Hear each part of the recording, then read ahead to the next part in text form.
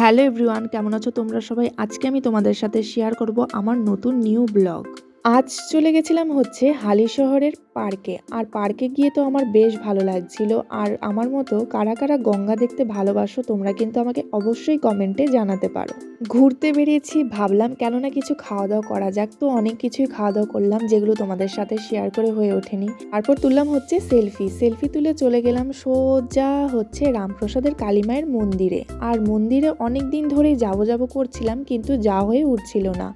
আর গিয়ে তো আমার বেশ ভালো লাগছিল, মনে একটা আলাদাই শান্তি অনুভব করলাম। আর এখানে দেখলাম অনেক কাকিমারাই এসছে, আর তারা কিন্তু ভালোই গল্পে মেতে উঠেছে। তারপরে চলে গেলাম হচ্ছে বাড়ির উদ্দেশ্যে। আর যাওয়ার পথে কিনে নিলাম বিভিন্ন ধরনের খাবার।